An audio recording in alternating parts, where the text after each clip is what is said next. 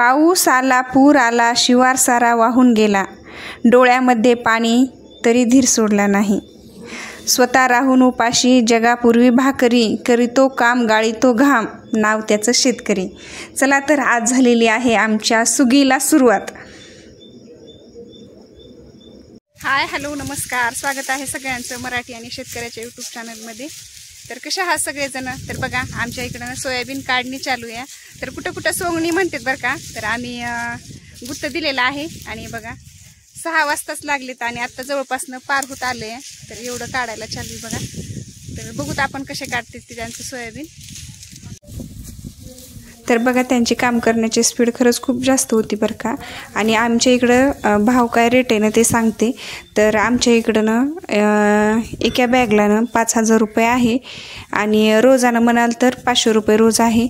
तर त्याच्यामुळं आम्ही गुत्त दिलेलं आहे. गुत्त म्हणजे त्यांना एकदा ठरवून टाकलं आहे आणि रोजानं पण करायचं म्हणलं तर मग 500 रुपये रोज आहे. आणि सगळ्या एवढ्या बाया एकदाच नाही भेटू शकत, त्याच्यामुळं गुत्त दिलं आहे आणि ते सगळ्यात सोपं वाटते या. तर रचण्याला फक्त त्यांचा माणूस जे काय गटुडे हे ते व्हायचेत ना, त्यांचा एक आपल्या हे ढिगावर एक माणूस राहील.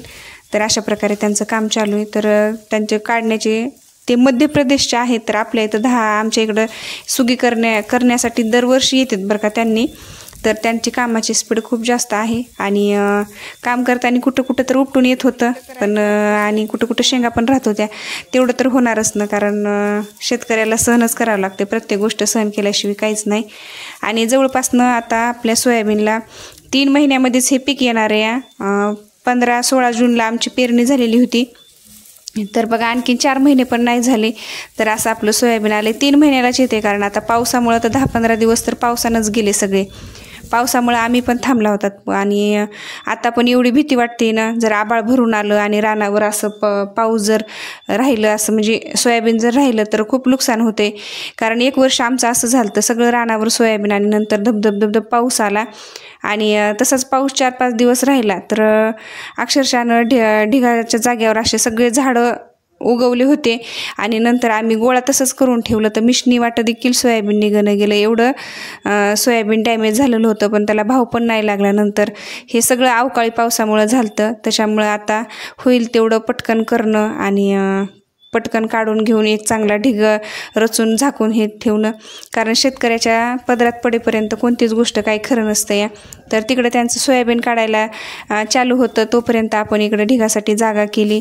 पूर्ण जिथं आपल्याला ढिग रचायचं आहे तिथलं सगळं सोयाबीन असं उपटून घेतलं आणि नंतर आपले जे काही फाटके चवाळे आहेत ते आथरायला चालू केले. कारण आमच्या इकडं लगेच असं मिशनी हे येत नाहीत. आमच्या इकडं वाटा नाही तर जास्त मिशन हे ते यायला. त्याच्यामुळं आमच्या इकडं वर्षभर किंवा दुसऱ्या सुगीपर्यंत आमची सुगी तशीच राहते या. जर वाटा चांगल्या असल्या असत्या तर लगेच मिशनी वाटं काढून पण घेतलं असतं सोयाबीन, नंतर पेरण्या केल्या असत्या. तर आमच्या इकडं प्रत्येक शेतकऱ्याच्या अशाच ढिगल्या रचू ठेवतात आणि नंतर एकदाच काढतात. तर बघा, आता त्यांचं काढायचं चालू आहे. पण ढिगासाठी जागा करणं, चवाळ्या आतरणं हे सगळं शेतकऱ्यालाच करावं लागतं आहे. आणि आपण म्हणतो ना, शेतकरी अडाणी, तसं काही नाही बरं का. सगळं आमच्या आप्पाला अनुभव आहे. तर त्यांनी बरोबर किती जागा लागते, किती लांबी रुंदी सगळी चवळ्याचं हे ते मोजून आणावं लागते. आणि ह्या बाबतीत मी सांगते, प्रत्येक शेतकरी खरंच कशातच अडाणी नसते. प्रत्येक त्याला अनुभव असते शेतातला. त्याचबरोबर ढिगाचं कसं ठेवायचं कसं नाही हेच नाही, हे चवळे आतरणं हे तर झालंच बरं का. पण नंतर ढिग सगळ्या झापून ठेवणं, कुठं दोऱ्या बांधावं लागतात, कुठं मेकी लागतात. तर सगळी तयारी अगोदर शेतकऱ्याला करावं लागते. तर बघा, अगोदर आम्ही फाटके चवळे सगळे आतरलेत आणि उंदरं लागू नाहीत म्हणून आमच्या इकडं जवळच ना आमचं गेल्या वर्षीचं गुळी आहे. बैलांना काही ठेवून जनावरांना ठेवून थोडं गुळी उरलं होतं. नंतर ते उचललंच नाही तसंच, त्याचा खात होण्यासाठी तसंच ठेवलं होतं. तर जवळ गुळ्याचा ढिग आहे, त्याच्यामुळे आम्हाला जास्त उंदराची काळजी घ्यावं लागणार. आता सगळे फाटके चवळे आतरले तर ह्याच्यावर आता टाकायचं आपल्याला थिमीट. तर थिमीट अगोदरनं आपल्याला जनावरांना गुळी लागणार आहे हे सगळ्यांच्याच लक्षात येते, कारण हे थिमीटानं वास येते बरं का.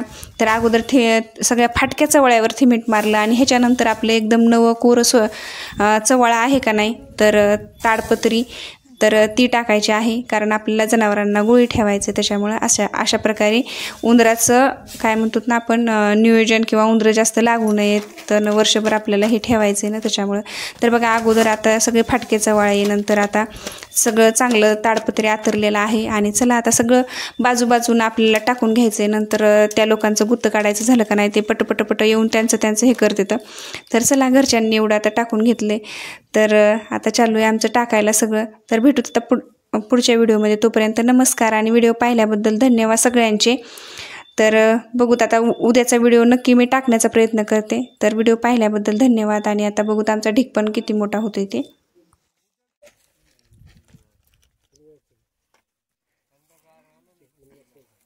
मला इथं थांबायचं.